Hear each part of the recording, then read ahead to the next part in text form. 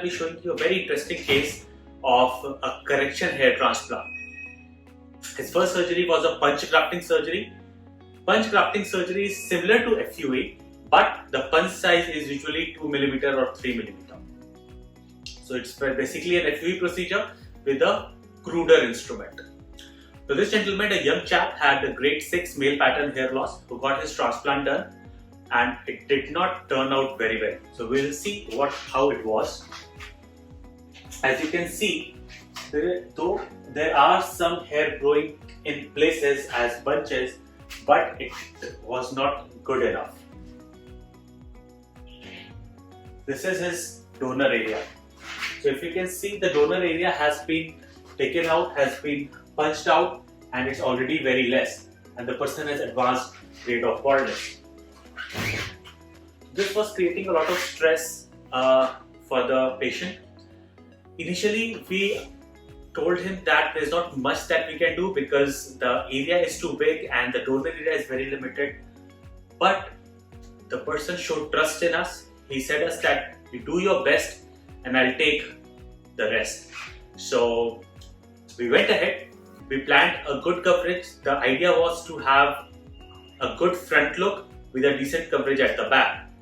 So we gave it our best shot and we hope for the best. So this is what we planned for him.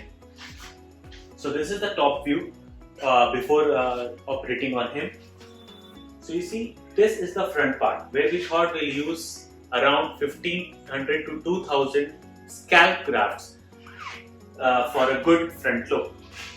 And then the mid portion, we plan to put around 2000 beard graft, which will be scattered so that the person has hair not too dense, but the area is not completely bald. So that was the target, and this is what we did. So as you do, so this is the front area. Here we have used scalp hair, and if you see these thicker dots, so these are scalp hair and with a better density. This area here corresponds to this.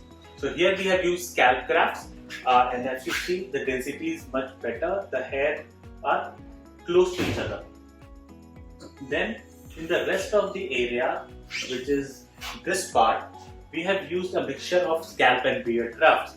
And if you see, the distance between two grafts is slightly more as compared to what we did for the front. That's because we had to work in very limited resources.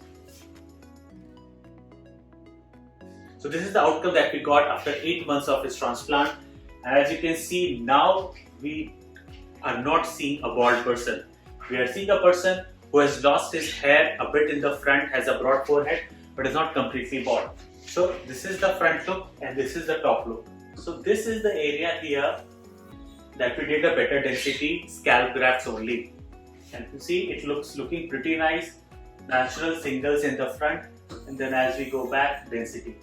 And this is the area where we used the beard graft with a lower density. So the idea was to achieve a reasonable front look, and that was achieved.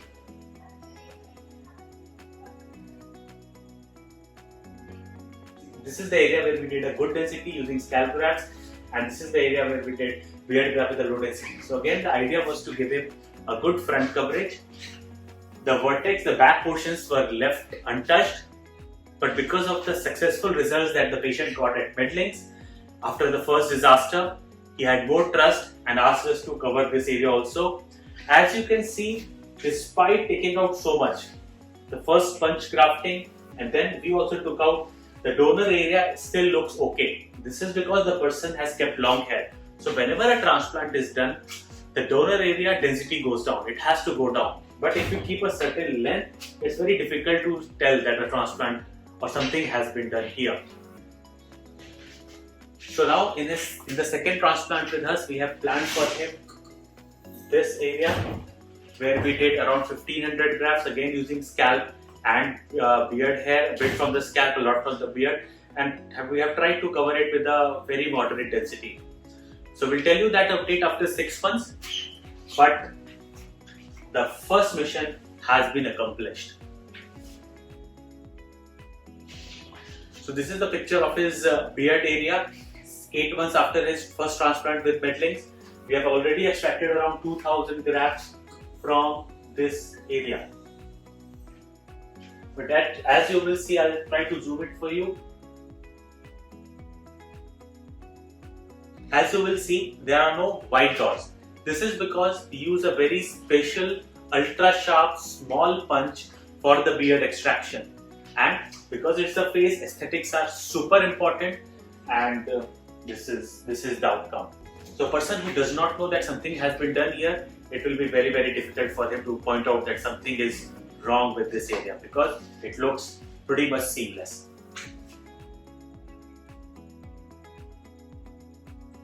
So this is a comparative before and after. After one session of transplant done somewhere with not so exciting results, 8 months after his transplant at MedLinks. So this is the level of work that we usually do at MedLinks. Transplants which are very difficult, cases which are extremely challenging. We try to take up those cases, we give it our best, and we try to make a difference in our patients' lives.